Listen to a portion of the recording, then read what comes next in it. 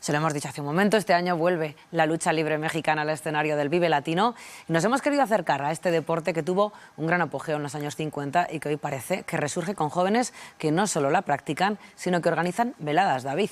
Así es. Yo, si soy sincero, desconocía el nivel de atracción que tiene este deporte, espectáculo. Ahora hablaremos con Raúl Turón, que es el presidente, buenas tardes, de esta asociación de wrestling en Aragón, sí, que empezó en 2021, que ahora sois 20 socios, sí, y que cada vez parece que atrae a más gente, ¿no? Sí. Cuéntanos cómo surge la idea de tener esta asociación y de practicar wrestling. Pues a ver, siempre nos ha gustado muchísimo la lucha libre, sobre todo a mí desde lo que era la época de Hulk Hogan, Macho Man y el Enterrador. Pues todo ello siempre ha sido pues como algo diciendo, jolín, cómo me gustaría poder hacer algún movimiento, alguna cosa.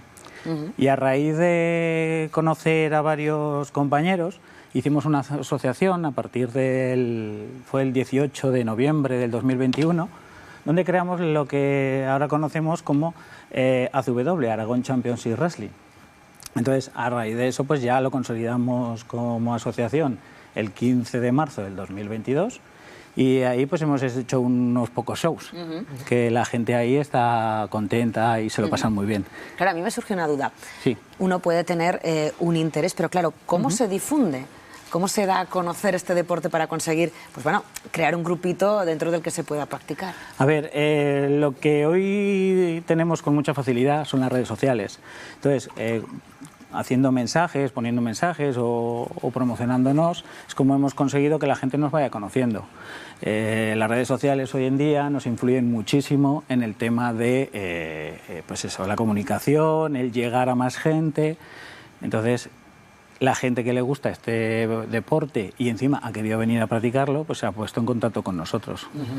Bueno, hay que decir que es una asociación que al final lo que incentiva es esa sensación de espectáculos que dan las veladas, pero para ello hace falta un trabajo previo durante la semana de entrenamiento, de esfuerzo físico, de coreografías y de creación de personajes. Si te parece, Silvia, vamos a dar paso a uno de los luchadores que hay en esta asociación. Es nada más y nada menos que un hombre que es mejor no encontrárselo en el ring porque es el Señor Peligro.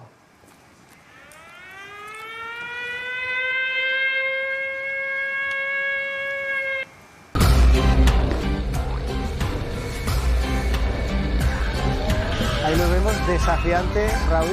Imponer, impone. Impone. Sí, sí, sí. Sí, Señor Peligro, bienvenido a Conexión Aragón. Buenas tardes. Buenas tardes. Lo primero de todo, cuéntanos cómo creas este personaje, cómo le das vida y si hay algún movimiento especial que tengas. Pues actualmente el personaje ha evolucionado mucho. Inicialmente mi personaje se basó mucho en los superhéroes. Actualmente, tal como he dicho, mi personaje ha evolucionado hasta el punto ahora en la lucha libre hay, digamos, por ejemplo en México se conoce como los rudos y los técnicos, aquí podríamos decir como un héroe y el villano. Actualmente yo estoy en el equipo de villanos, vamos a decirlo, soy malo. Y la primera instancia en la que me inspiré fue en los superhéroes. Mi primer traje era con un color más vivo, más estilo Batman o Superman, con capa y demás. Esa fue la inspiración inicial para mi personaje. Ha ido evolucionando hasta el punto de lo que veis ahora. Unos colores más oscuros y más, vamos a decir, lado psicótico, por decirlo de otra manera. Oye, y por ejemplo, claro, antes de cada batalla, de cada pelea, imagino que también, claro, hablábamos de coreografías. ¿Se plantea un poco o se deja al azar quién gana? No, se plantea. Al final tenéis que pensar en la lucha libre. Está predeterminada, hay un guión, se sigue un guión. Evidentemente se improvisa también dentro de las luchas, ocurren a veces también improvisaciones, pero hay un ganador predeterminado, salvo que haya una instancia en la que ocurre algo extraño, siempre se sabe quién va a salir victorioso. Eso en todos los combates. Raúl, imagínate que yo ahora me aficiono al wrestling y quiero ir a practicar a vuestra asociación. ¿Qué debo hacer? ¿Qué es lo primero que me enseñáis a hacer? A ver, lo primero que enseñamos son las cosas básicas. Lo que aprende incluso cualquier luchador y hoy en día sigue entrenando por muy profesionales que sean. Que son lo que son los rodatines, comúnmente conocidos como volteretas. Luego las caídas básicas, porque tenemos 4 tipos de caídas básicas principales que todo luchador, o todo, mejor dicho, alumno tiene que aprender, ¿vale? Y luego pues el correr a cuerdas, que son cosas que parecen muy sencillas cuando la ves, pero no lo son tanto. Tienen su técnica y como todo. Claro, y además tenéis que aprender a hacer determinadas llaves para que queden realistas, pero a la vez no os hagáis daño, ¿no? Claro, aparte de eso, que es mucha técnica, sobre todo, luego también tienes que vender eso. O sea, tienes que se vea creíble al público, ¿vale? Porque digamos que somos como actores, como ha dicho nuestro querido señor Peligro, que son como superhéroes. Entonces, es lo que tienen que aprender. Todo va pues como si fueran especialistas de cine, como si fuéramos especialistas de cine. Claro, ¿y cuánto tiempo pasa, por ejemplo, Peligro, desde que empiezas en esto hasta que tienes la primera pelea? Depende un poquito. En España es un poco distinto frente al resto del mundo. Normalmente en un lugar como México, los alumnos muchas veces no pisan un ring, digamos, de manera oficial debutando hasta igual pasados los 3 años de entrenamiento. ¿3 años? Sí, como Claro. mínimo. Al menos en los tiempos más antiguos. A día de hoy, tal como digo, la lucha libre ha evolucionado hasta un punto en el que, por ejemplo, en España tenemos una pequeña diferencia cultural en la que normalmente alrededor de, yo diría que entre unos 8 meses a un año, una persona que ha empezado a entrenar y tiene un buen ritmo y, tal como ha indicado antes Raúl, sabe lo básico un poquito, ya estaría preparada para pisar un ring y hacer 4 cosas sencillas sin que supongan peligro para la otra persona. Mira, fíjate que me están diciendo los compañeros de control que están viendo a un golpetazo que lleva el señor Peligro, porque, claro, implica un riesgo y luego hay que decir que todo esto hay que llevarlo delante del público, que a vosotros lo que más os gusta, ¿no? Las veladas que habéis organizado ya aquí en Zaragoza, ¿no? Sí, sí. Por ejemplo, el pasado 18 de enero, en el túnel del barrio Oliver, les propusimos de hacer una velada, nos dijeron que sí, que no había ningún problema, nos cedieron el espacio, sobre todo muy agradecidos por ellos, que estamos, y les encantó. O sea, fue una cosa, no se esperaban tanto público, tuvimos un aforo de más de 150 personas, los críos, o sea, se volvían locos, animando, abucheando, el público también en general.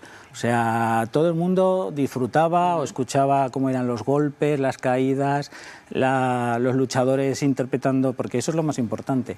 Todo luchador tiene que interactuar siempre con el público. Si no interactúas con el público, digamos que se pierde la magia. El público es lo más importante en lo que es la lucha libre. Bueno, pues todo esto, que a priori puede sonar muy exótico, también tiene un componente aragonés. Hablamos con el escritor egeano Juan Herranz y vamos a hablar de su libro Los luchadores de Egea, en el que se rinde un merecido homenaje a 4 grandes deportistas del municipio, especialistas en lucha libre. Buenas tardes. Hola, buenas tardes. Hoy es un tema exótico. ¿Qué le llevó a rescatar y narrar las historias de esos 4 luchadores? Pues hubo un proyecto en el pueblo, en Egea, que se pensaba en hacer un homenaje. De hecho, finalmente se le hizo el homenaje a los 4 luchadores que aparecen en el libro. Y también se promovió la cosa de hacer el libro. Yo estaba por aquel entonces con historias de ficción, pero como comentaban los compañeros que están ahí con vosotros, tiene ese punto de fantasía combinada con un realismo, con algo actoral casi, pues también me atrajo como historia para contar, ¿no? 4 personajes, 4 luchadores de Egea, 4 agricultores jóvenes, chicos, que decidieron en los años 50 emprender la aventura de su vida y convertirse en luchadores y luchar por todo el mundo. Para que la gente se haga una idea, estamos hablando de campeones del mundo. Gente como Félix Lambán, que en 1954 en Barcelona se alzó con ese campeonato del mundo y que además llegó a luchar incluso en el Madison Square Garden, incluso también formar parte de películas también, Juan. Sí, la verdad es que cuando empecé a indagar en la vida de Félix Lambán, de su hermano Emilio, de Antonio Posa, de Antonio Morlans, pues vi que era algo fascinante para su época, ¿no? Años 50, toman el petate, se marchan, se forman en lucha libre en Zaragoza y emprenden la aventura de su vida que les lleva al Madison Square Garden, veladas fascinantes en París con toda la ciudad empapelada con el aviso de las veladas, pero Bruselas, bueno, toda Europa y Asia incluso, o sea, una locura para aquellos años que, por decir una comparación, un viaje de novios era a San Sebastián, ¿no? Entonces esta gente cogía y se iban a recorrer el mundo entero y además volvían al pueblo y la gente los admiraba como héroes porque había muchísima complicidad. Ahora no sé cómo los compañeros que han comentado del wrestling actualmente en Zaragoza o en España, cómo será, ¿no? Pero es que antaño era una crónica que se equiparaba al fútbol. O sea, salían en el Equipo, salían en el Marca, salían en todos los periódicos de tirada nacional de toda Europa y había mucha penetración social de lo que es el wrestling o la lucha libre y realmente era algo pues muy seguido. Claro, estamos hablando de un tema muy específico. Imagino que poder documentarte para escribir esto tuvo que ser complicadísimo. Sí, porque además, claro, bueno, fue hace ya unos años, pero ya pues todos ellos eran ya octogenarios y era complicado. Hablé con muchos de ellos, pero no era fácil siempre. Entonces tuve que tirar mucho de hemerotecas incluso de Estados Unidos, donde rescataba crónicas. Y bueno, sobre Sudamérica también era un filón, porque salían veladas con sobrenombres, alias que les daban una cosa súper rimbombante de el luchador hispano contra el sudamericano, la lucha final. Era alucinante. Y claro, encontrar esas cosas por ahí, por hemerotecas perdidas de medio mundo, pues fue una tarea ardua, pero a la vez muy, muy bonita, sí.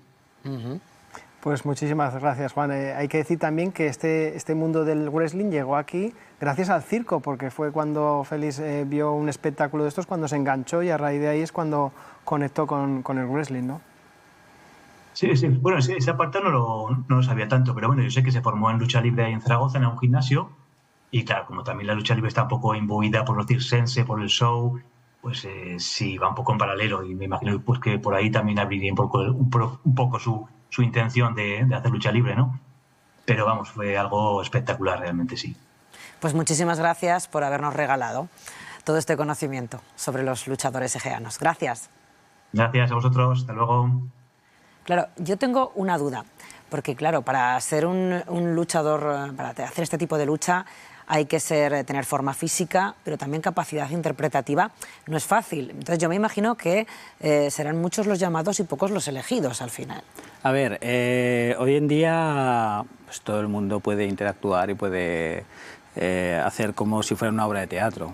Lo bueno es que muchas veces la gente que a lo mejor cree que es muy introvertida en la realidad, luego ahí es de otra manera.